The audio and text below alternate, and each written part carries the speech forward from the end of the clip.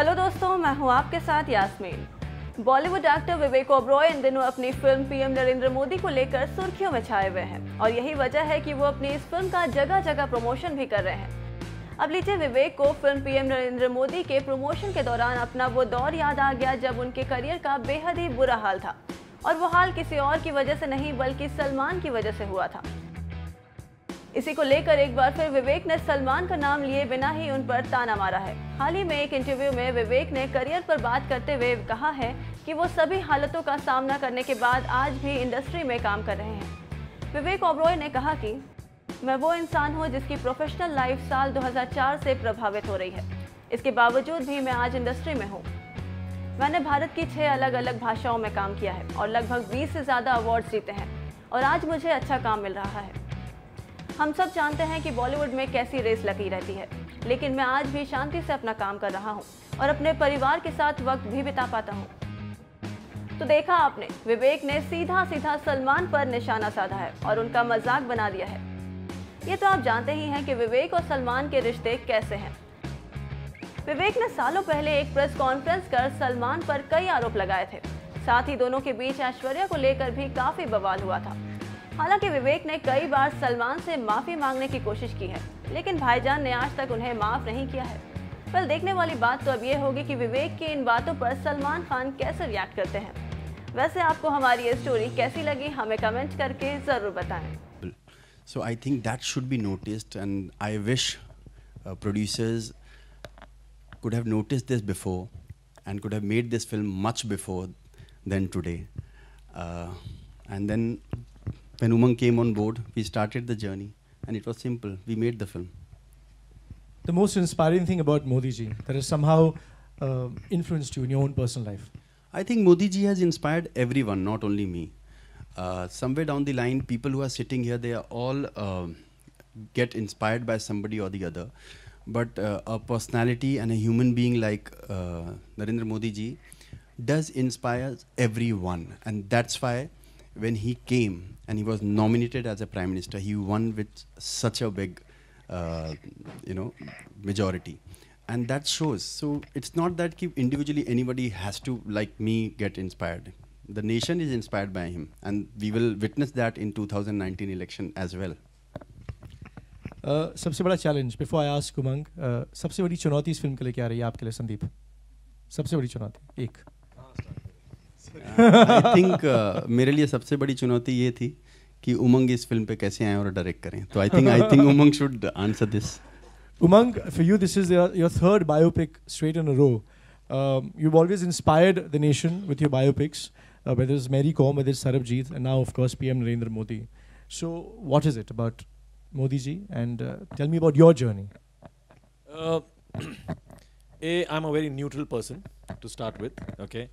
When Sandeep asked me about whether this would be possible and whether I would like to direct this film, and yes, biopic का जो मेरा जो third दौर है वो मैं नहीं चाहता था, लेकिन अब बन गया हूँ बायोपिक डायरेक्टर तो बहुत इंस्पायर हो जाता हूँ हर बार, क्योंकि व्हाई नॉट, ओके? मैं खुद से क्वेश्चन पूछता हूँ, नहीं आई विल बी टाइपकास्ट, लेकिन चलेगा, I am good at it, I will do it. Now coming back to this film, when he asked me, बहुत बड़ी जिम्मेदारी आ गई मेरे सर पर कि कर पाऊंगा कि नहीं कर पाऊंगा, लेकिन the story is so inspirational that I said अगर मैं नहीं करूंगा तो कोई और कर देगा, तो मैं क्यों नहीं करूं? Because I love the characters growth from, अगर मेरे को किसी ने बोला होगा 60 साल पहले कि एक चाय वाला ये जो है ना ये बनेगा पीएम बड़ा होके, तो कोई बिलीव नहीं करेगा, लेकिन वो बन चुका, बन के ऐसा दिखाया कि पूरा नेशन खड़ा होकर ताली मारा कि ये है, and I am so inspired and I got inspired because of that, and that's why I said yes I will do this film, because I like zero to hero बोल सकते हैं, या a struggle story that can inspire anyone and everyone कि मैं भी बन सकता हूँ एक दिन प्राइम मिनिस्टर। वो हमारी इस फिल्म में एक लाइन भी है बहुत अच्छी तरह कि कोई भी बन सकता है, and he did it and we all got inspired, and that's why I did this film.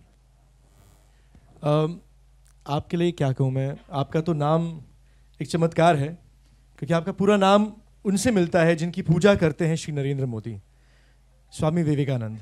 और कमाल की बात यह है, शायद आप लोग जानते हैं कि विवेकानंद जी का असली नाम नरेंद्र है और अब आप नरेंद्र मोदी जी का रोल अदा कर रहे हैं.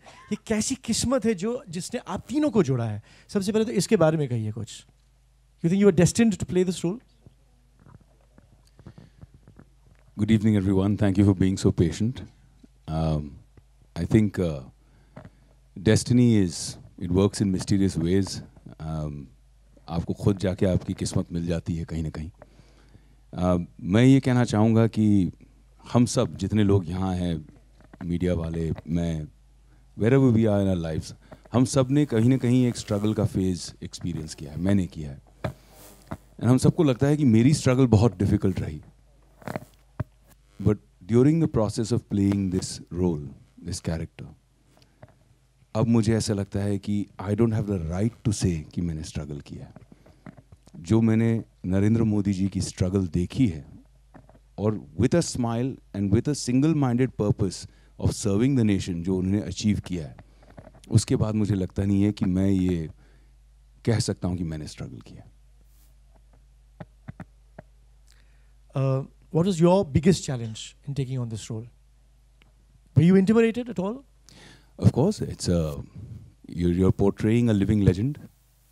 He is a man that has captured the imagination of people, those who love him, those who hate him, do both with intensity. जितना लोग उनको, जैसे अभी पहली बार हमारी पिक्चर में डायलॉग भी है कि एक आला नेता जिसके समर्थक अपने आप को छाती ठोक कर भक्त कहते हैं.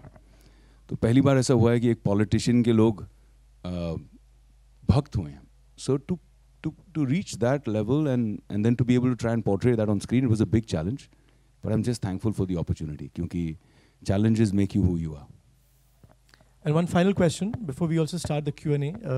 Tumang, that for you, was it also very, very challenging as a director to have a balanced perspective about a man about whom so much has been written, about him so much has been said? So it must have been very, very tough for you to keep that balanced perspective. Like I said, I must be the most neutral person in this whole film because I don't get, influenced by other people as what people read. अच्छा ये कहा गया है, इनके बारे में ये कहा, मैं वो नहीं देख रहा था. मैं एक इंसान की कहानी बता रहा था. So it was a very simple story for me. Okay, I need to see his struggle and I need to see his goal and what he's become, and I did that. I am not, anything about politics and all. बहुत straight forward मैं काम करता हूँ because मेरे को एक journey दिखानी थी, और वो journey हमने दिखाई है इस film में.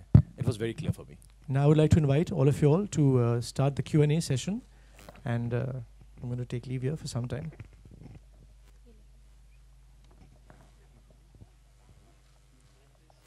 Mike, okay.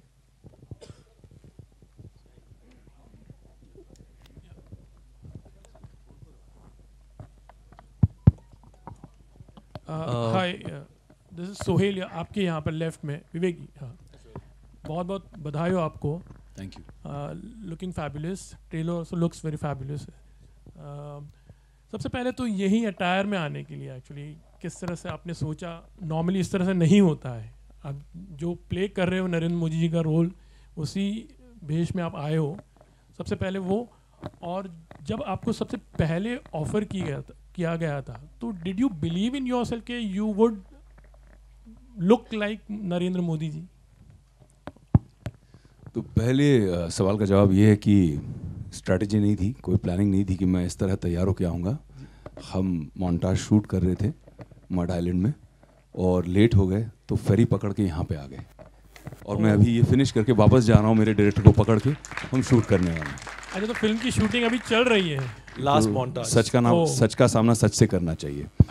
तो last montage bit, film complete है, बस एक मोन्टाज शूट करना था. दूसरी बात, लोगों ने बहुत सोचा कि नरेंद्र मोदी पर फिल्म बनानी चाहिए, बहुत बढ़िया कहानी है. सोचा बहुत लोगों ने, लेकिन किया संदीप सिंह ने. मेरे पास आए और मुझे काफ़ी लंबा समय लगा जब उन्होंने मुझे कहा कि ये फिल्म बनानी है, मैं आपके साथ बनाना चाहता हूँ. तो मुझे लगभग कम से कम 30 सेकंड लगे बताने के लिए कि यस मैं कर रहा हूँ. I don't know, I believe, my team believes, my director believes that maybe I have done justice to this legendary character. But जितने सालों से मैं उन्हें जानता हूँ, मैंने हमेशा उनको एक इंस्पिरेशन माना है। सर आपने जो भक्त की बात की, तो आर यू अ भक्त ऑल्सो ऑफ नरेंद्र मोदी जी? मैं बहुत ज़्यादा एक्सट्रीम आदमी नहीं हूँ, मैं थोड़ा बैलेंस्ड आदमी हूँ, बट मुझे अप्रिसिएशन है भक्तों की भक्ति के लिए और क्रिटिक्स की क्रिटिसिज्म के लिए।